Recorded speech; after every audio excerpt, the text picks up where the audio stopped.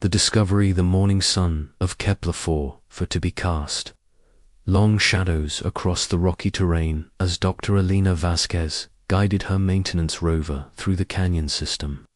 5 days had passed since the meteor shower, and she was conducting routine checks on the colony's atmospheric processes scattered throughout the region. The mining settlement of New Carthage depended on these machines to keep their air breathable, and Alina took her responsibility as the colony's chief engineer seriously. She paused at the edge of a deep ravine, checking her scanner readings. Everything looked normal until she noticed an anomaly in the electromagnetic signature coming from the canyon floor. Alina frowned, adjusting her equipment. The readings were unlike anything she had encountered before, showing energy patterns that seemed almost organic in their complexity. "Control, this is Vasquez," she radioed back to the settlement. "I'm detecting unusual energy readings in Sector 7. Investigating." Commander James Chun's voice crackled through the comm system. "Alina, stick to the scheduled maintenance route. We can't afford to lose our only qualified engineer to curiosity." Alina smiled despite herself. James knew her too well. Ever since arriving at New Carthage 3 years ago, she had gained a reputation for investigating every technical mystery the planet offered. "Just a quick look, Commander. The readings are really strange." She rappelled down into the canyon, her boots finding purchase on the loose scree. As she descended, the energy signatures grew stronger, and she began to notice something that made her heart race. Scattered across the canyon floor were fragments of metal that gleamed with an otherworldly sheen. The pieces were arranged in a pattern that suggested they had once been part of something much larger, following the debris trail. Alina discovered the source of the electromagnetic readings. Half buried in the rocky soil was a vessel unlike anything in human technology. It was roughly 30 meters long, with smooth curves that seemed to flow like water frozen in time. The hull was composed of a material that shifted between silver and deep blue as she moved around it, and strange symbols were etched along its surface in patterns that hurt to look at directly.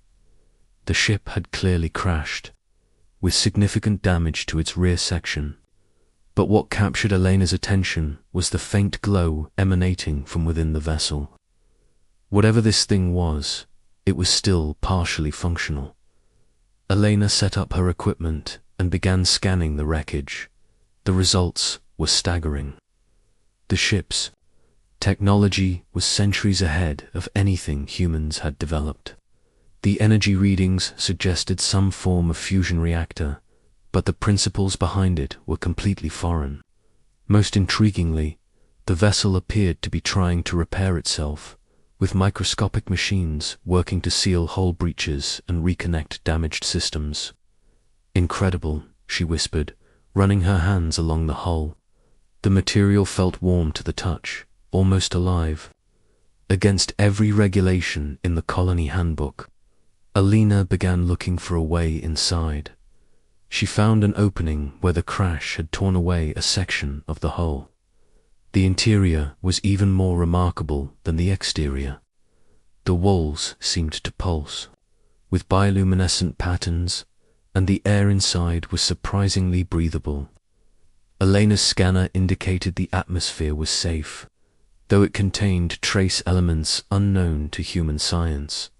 The ship's interior was clearly designed for beings larger than humans. The corridors were wide and tall, with control surfaces positioned at heights that would be comfortable for someone nearly 3 meters tall. But what truly amazed Alina was the technology itself. Instead of traditional buttons and screens, the controls consisted of flowing interfaces that responded to touch and proximity. When she placed her hand near one panel, it lit up with symbols that seemed to shift and dance.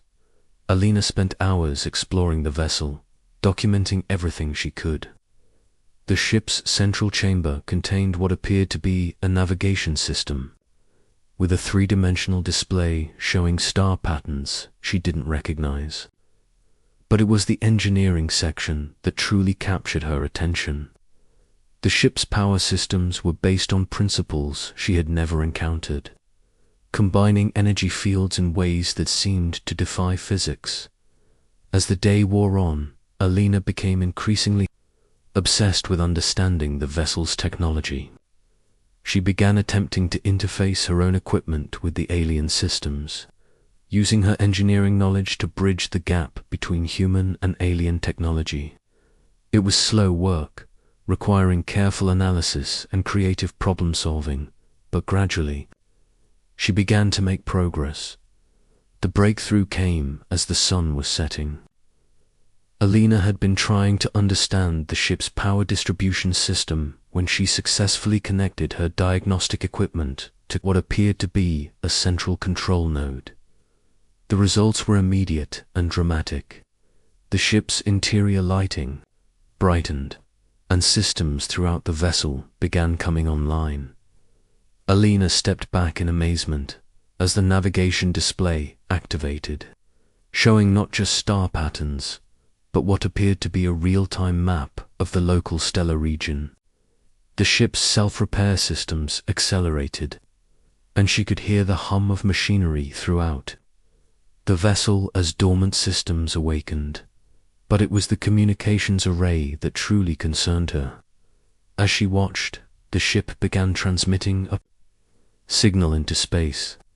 The transmission was incredibly complex, containing layers of information that her equipment could barely detect.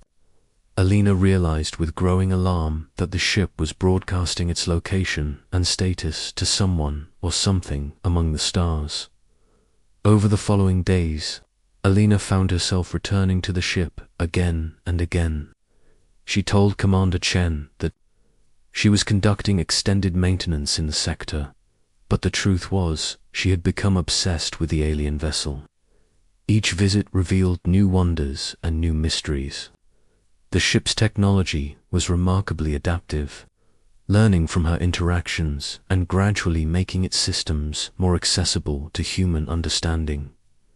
The ship's AI, for lack of a better term, began communicating with her through the visual displays.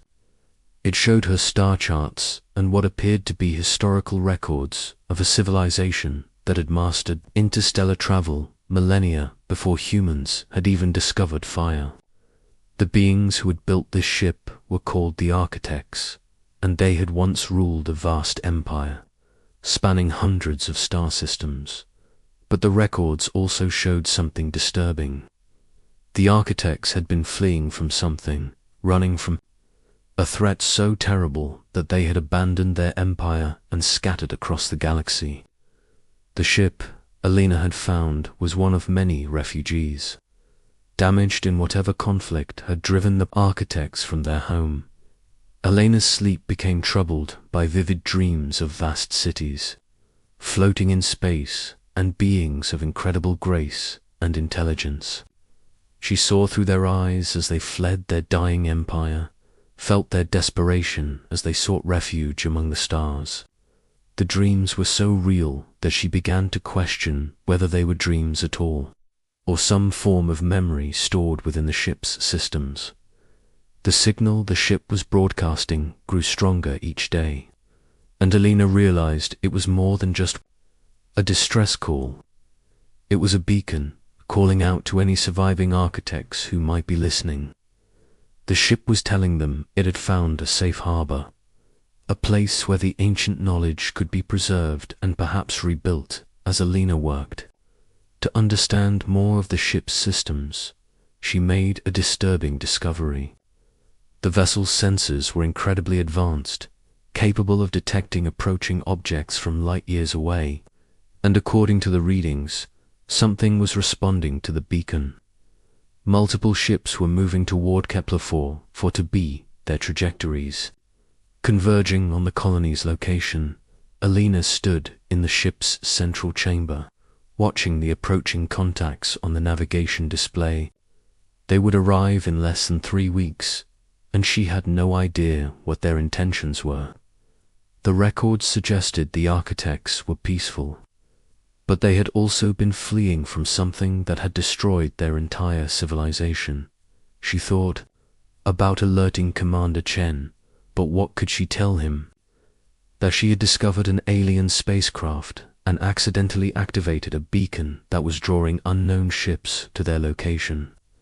That she had potentially doomed the entire colony through her curiosity and inability to leave well enough alone. Alina made a decision that would haunt her for the rest of her life. She would continue studying the ship, learning everything she could about its technology and the civilization that had built it. If the approaching ships were hostile, perhaps she could find a way to use the crashed vessel's systems to defend the colony. If they were peaceful, maybe she could serve as a bridge between humanity and the architects. As she prepared to leave the ship that evening, Alina noticed something new. The vessel's hull was no longer damaged. The self-repair systems had worked throughout the night, sealing breaches and restoring the ship's structural integrity. The architect vessel was no longer a wreck, but a fully functional spacecraft, waiting for its creators to return. Alina looked up at the stars beginning to appear in the darkening sky. Somewhere out there, ships were traveling toward New Carthage, drawn by the beacon she had activated. In less than 3 weeks, humanity would make contact with an alien civilization, and Alina Vasquez would be responsible for whatever happened next. Asterisk. The weight of that responsibility settled on her shoulders as she climbed out of the canyon and returned to her rover. She had always believed that human curiosity and ingenuity were strengths, but now she wondered if her need to understand and repair everything she encountered might have doomed them all. The ship was fully operational now, its beacon calling across the void, and there was no way to turn it off. As she drove back toward New Carthage, Alina couldn't shake the feeling that she was being watched. The ship's sensors were incredibly sophisticated, and she suspected it was monitoring not just the approaching contacts, but everything in the local area. The architects were coming home, and they would find their lost vessel in the hands of a curious human engineer who had stumbled upon something far beyond her. Understanding, the colony lights appeared ahead, warm and welcoming against the alien landscape. Alina thought about the 800 souls living in New Carthage, mining precious metals and building new lives on a distant world. None of them knew that their quiet existence was about to be shattered by forces beyond their comprehension. Alina parked her rover and walked toward the colony's main habitat. Tomorrow she would return to the ship, continuing her efforts to understand its technology and prepare for whatever was coming. The beacon was active now, pulsing its message across the galaxy, and there was no going back. Asterisk. The reckonings 3 weeks after Elena's discovery. The peaceful routine of New Carthage was shattered by alarms echoing through the colony's corridors. Commander James Chen stood in the command center, his face grim as he studied the sensor readings displayed on the main screen. Multiple contacts were approaching the system, their signatures unlike anything in human technology. How many? Chen asked Dr. Sarah Kim, the colony's xenobiologist, who had been pressed into service as their closest thing to an expert on alien technology. 15 ships, possibly more, Sarah replied, her voice tight with tension. They're moving in formation. Definitely under intelligent control. ETA is 6 hours. Alina stood at the back of the command center, her stomach churning with guilt and fear. She had spent the last 3 weeks studying the architect vessel, learning its systems and trying to understand the civilization that had built it. But she had not found a way to disable the beacon, and now the consequences of her actions were bearing down on them. Alina, You've been studying the electromagnetic anomalies in Sector 7, Chen said, turning to face her. Any insights into what we're dealing with? Alina hesitated, knowing this was the moment she had been dreading. Commander, I need to tell you something. The anomalies weren't natural phenomena. I found something out there, something that changes everything. Over the next hour, Alina confessed everything to the gathered senior staff. She told them about the crashed ship, its advanced technology, and the beacon she had accidentally activated. The room fell silent as she finished her explanation, the weight of the situation settling on everyone present. You activated an alien beacon without authorization? Marcus Torres, the colony's security chief, asked incredulously. Do you realize what you've done? I was trying to understand their technology, Alina replied, her voice defensive. The ship was repairing itself, and I thought if I could interface with its systems, we might learn something valuable. Instead, you've called down an alien fleet on our heads, Torres snapped. 800 people, Alina. 800 people who trusted us to keep them safe. Chen raised his hand for silence. What's done is done. The question now is what we do about it. Alina, based on your study of their technology, are these ships hostile? Alina shook her head. I don't think so. The records I've accessed suggest the architects were peaceful, but they were fleeing from something that destroyed their empire. They might be refugees, looking for a safe haven. Or they might be conquerors, looking for a new world to claim. Torres countered. We can't take the risk. I recommend we evacuate the colony immediately. With what ships? Sarah asked. We have 3 cargo shuttles and a mining barge. We can't evacuate 800 people with that kind of limited capacity. Chen studied the sensor readings, his expression thoughtful. Alina, this ship you found, is it functional? Completely, Alina replied. The self-repair systems have restored it to full operational status. But I don't know how to fly it, and the controls are designed for beings much larger than humans. But you've been interfacing with its systems, Chen said. Could you establish communication with the approaching ships? Alina nodded slowly. Possibly. The ship's communication array is incredibly sophisticated. If I can figure out how to use it properly, I might be able to make contact. Then that's what we'll do, Chen decided. Marcus, prepare the colony for possible evacuation, but keep it low-key. We don't want to start a panic. Sarah, begin analyzing everything Alina has learned about these architects. Look for weaknesses or diplomatic openings.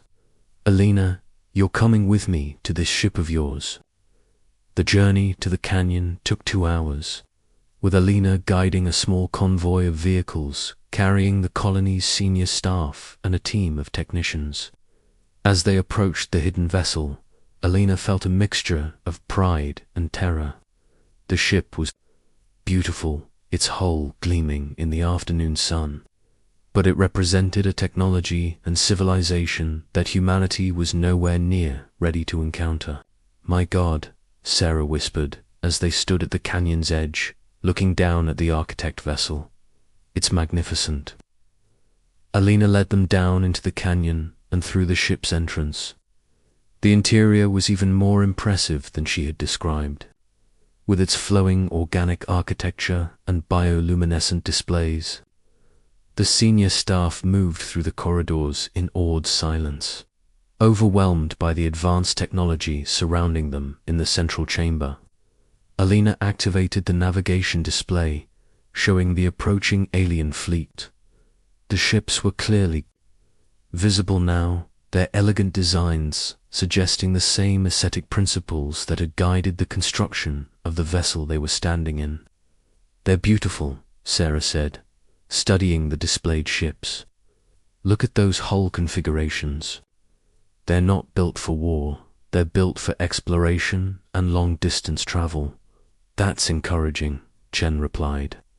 Alina, can you establish communication? Alina approached the ship's communication console, her hands trembling slightly as she interfaced with the alien systems. The technology responded to her touch, and she began the complex process of establishing a connection with the approaching fleet. The first response came as a series of harmonic tones that filled the ship's interior. The sound was hauntingly beautiful, like a song composed by beings who understood mathematics as music. Alina worked with the ship's translation systems, gradually decoding the alien language. They're asking about the beacon, she reported. They want to know the status of the vessel and its crew. Tell them the truth, Chen decided. Tell them we found the ship and activated its systems by accident. Tell them we're peaceful and we want to help. Alina composed her response, using the ship's systems to translate her words into the architect language. The reply came quickly, and she could hear the surprise in the alien voices as they processed her message. They're shocked, Alina reported. They didn't expect to find another species here. They're asking for proof that we're not hostile. What kind of proof? Chen asked. Before Alina could respond, the ship's systems activated on their own. The central display showed a detailed analysis of the approaching fleet, including weapon, systems, and defensive capabilities. Alina realized with growing amazement that the ship was demonstrating human activities to the architects, showing them how she had repaired damaged systems and restored the vessel to functionality. The alien response was immediate and enthusiastic. The harmonic tones took on a different quality, and Alina could hear what sounded like excitement in their voices. They're impressed, she translated. They're saying something about the gift of understanding and rare wisdom. I think they're pleased that we were able to work with their technology. Over the next hour, Alina served as translator between the human colonists and the architect fleet. The aliens were indeed refugees, survivors of a great catastrophe that had destroyed their civilization thousands of years ago. They had been wandering the galaxy ever since, searching for a safe place to rebuild their society. The lead ship's captain, who called himself Zefkara, explained that they had given up hope of finding their lost vessel. Its survival, and the fact that another species had not only found it but helped restore it to functionality, was seen as a miraculous sign. They want to meet us, Alina reported. Captain Zethkara is requesting permission to land the diplomatic shuttle. Chen looked around at his staff, seeing a mixture of fear and excitement on their faces. Tell them they're welcome, he decided. But make it clear that we're just a small mining colony. We don't represent all of humanity. The architect's shuttle landed near the colony 2 hours later. Its arrival witnessed by hundreds of colonists who had gathered despite efforts to keep the situation quiet. The craft was a work of art, its hull flowing in curves that seemed to defy physics, and its silent landing demonstrated technology far beyond human capability. Asterisk. Captain Zethkara emerged from the shuttle, and Alina was struck by the alien's grace and dignity. The architect stood nearly 3 meters tall, with an elongated humanoid form covered in skin that shifted between silver and deep blue. 4 arms extended from the torso, each ending in hands with 6 fingers, and large eyes that seemed to contain depths of ancient wisdom. The first meeting took place in the colony's main conference room, with Alina continuing to serve as translator using a portable interface she had constructed from salvaged ship components. Captain Zethkara spoke with a melodic voice that sounded like wind chimes in a gentle breeze. Our people have wandered for millennia, Zethkara said through Elena's translation. We had given up hope of finding our lost vessels or a place to call home. Your actions have given us both. We're honored to meet you, Chen replied. But I have to ask, what destroyed your civilization? Elena mentioned that you were fleeing from something. Zethkara's expression darkened, and the alien skin shifted to deeper blue tones. The Devourers, the captain said simply. An ancient enemy that consumes entire star systems, leaving nothing but emptiness in their wake. We thought we had escaped them, but they are patient hunters. Are you saying they might follow you here? Sarah asked, her voice tight with concern. It is possible, Zethkara admitted. But your world is far from the paths they usually travel, and we have learned to mask our energy signatures. We believe we can settle here safely, if you will permit. Elena looked around the room, seeing the same thought in everyone's eyes. The architects were refugees, but they were also incredibly advanced beings who could transform human civilization. The question was whether humanity was ready for such a dramatic change. What would you offer in return? Chen asked carefully. Zethkara's expression brightened, and the alien skin returned to its silver tones. Knowledge, the captain said. We have mastered technologies that your species has not yet imagined. Medical techniques that could extend human life by centuries. Energy systems that could power your entire civilization without environmental impact. Transportation methods that could carry you to the stars. And what would you want from us? Elena asked. Companionship, Zethkara replied. We have been alone for so long, and we have seen what isolation does to a species. Your people have something we have lost, a curiosity and adaptability that could help us rebuild what was destroyed. Elena felt a surge of pride at the alien's words. Human curiosity, the very trait that had led her to discover the ship in the first place, was being recognized as valuable by a species that had mastered interstellar travel. The negotiations continued. For hours, with both sides working to establish the framework for coexistence. The architects would establish a settlement on the far side of the continent, sharing their technology gradually while learning from human culture and adaptability. In return, humanity would gain access to knowledge that could transform their civilization. As the meeting concluded, Zethkara approached Elena directly. You are the one who restored our vessel, the captain said. Your understanding of our technology is remarkable for one so young in the ways of the stars. I just wanted to understand how it worked, Elena replied. I've always been curious about technology. That curiosity saved our people, Zethkara said. Without your intervention, we might have wandered the galaxy for another 1,000 years. You have given us hope, and we will not forget that gift. Elena looked around the room at the faces of her fellow colonists, seeing wonder and excitement replacing the fear that had dominated their expressions earlier.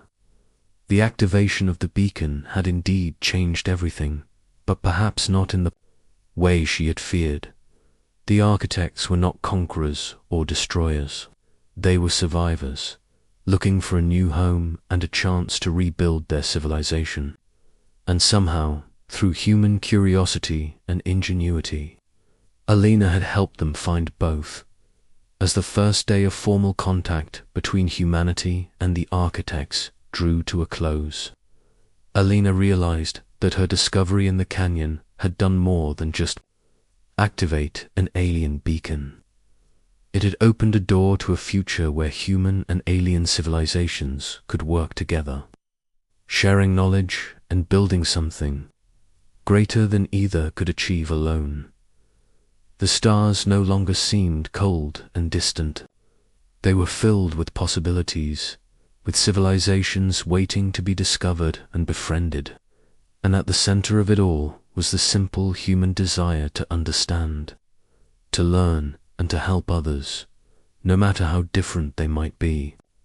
Smiled as she watched Captain Zethkara return to the shuttle, knowing that tomorrow would bring new challenges and new opportunities. The beacon was still active, still calling out to any surviving architects who might be listening. But now it carried a different message, one of hope and cooperation between species separated by millions of years of evolution, but united by common goals and mutual respect. The signal's return had brought not conquest or destruction, but the beginning of a new chapter in the story of both humanity and the architects. And Alina Vasquez, the curious engineer who couldn't resist fixing things, had made it all possible. Asterisk.